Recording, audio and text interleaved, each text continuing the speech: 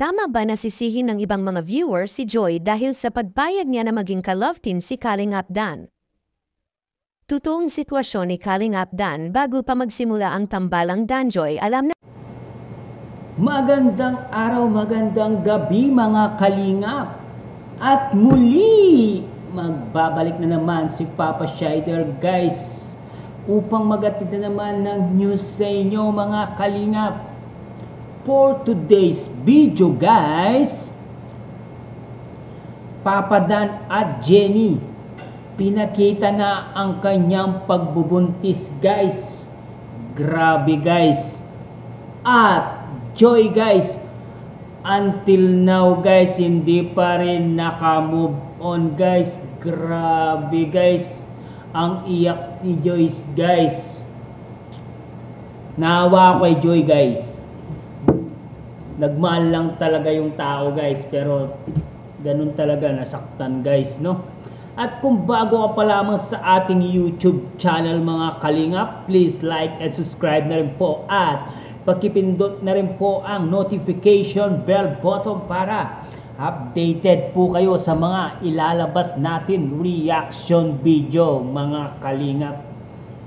At huwag pong kalimutan suportahan sina Kuya Bal Santos Matubang, Ate Edna Vlogs, Kalingap Rab, Kalingap Team at Kalingap Reactor guys. Huwag na natin patagalin guys, panoorin na natin. Let's go! ba talaga ni Joy Diwata, ano ba ang katotohanan, may karelasyon nga ba si Dan o wala bago pa mag-umpisa ang Danjoy Love Team?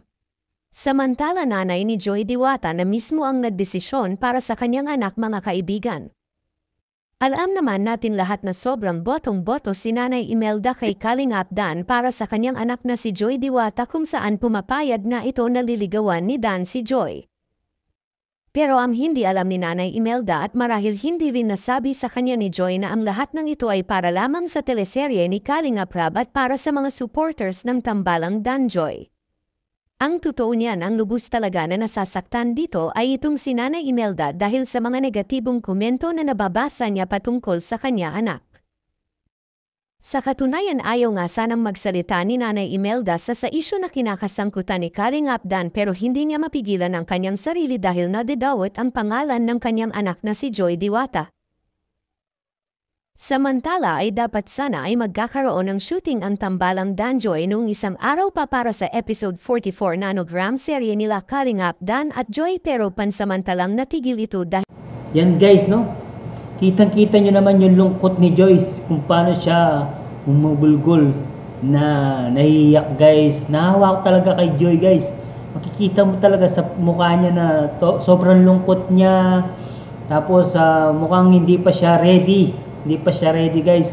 At hindi pa siya naka-move on guys. Nakikita natin dito sa video niya na yung luha niya talagang pumapatak. Kahit sa camera guys, talagang okay lang siya guys. Pero pag nasa siguro nag-iisa siya, talagang nahihirapan siya guys, no? Hindi naman kasi kaagad-agad na makaka-move on si Joy guys, no? Kailangan pa ng panahon guys, libang niya yung sarili niya at mag-focus siya sa pag-aaral niya guys, no? Yes guys, no? Lalo na pag natapos si Joy sa nursing sa kanyang pag-aaral, grabe, marami ang magkakagustong lalaki sa kanya guys. Hindi lang isa, hindi lang dalawa, 3, 5, ganyan. Kasi may itsura si Joy, maganda, bata, yan guys. Kaya payo ko lang kay Joyce, tapusin niya yung pag-aaral niya. Pag ganap na nursing na siya, pag aagawan siya ng mga lalaki, sure na sure yan guys, no? Hanggang dito na lang muna ang ating reaction video ngayon guys sa Danjoy guys, no? Ay wala na palang Danjoy, no? Kay Joy at kay Kinadan guys. Hanggang dito na lang guys.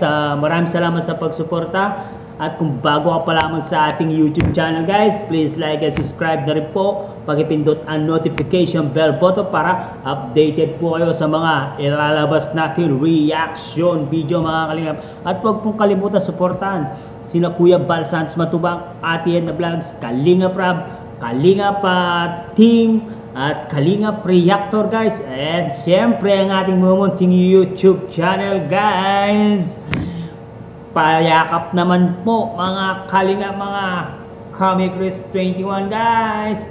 I love you all. Mama, chup chup, bye.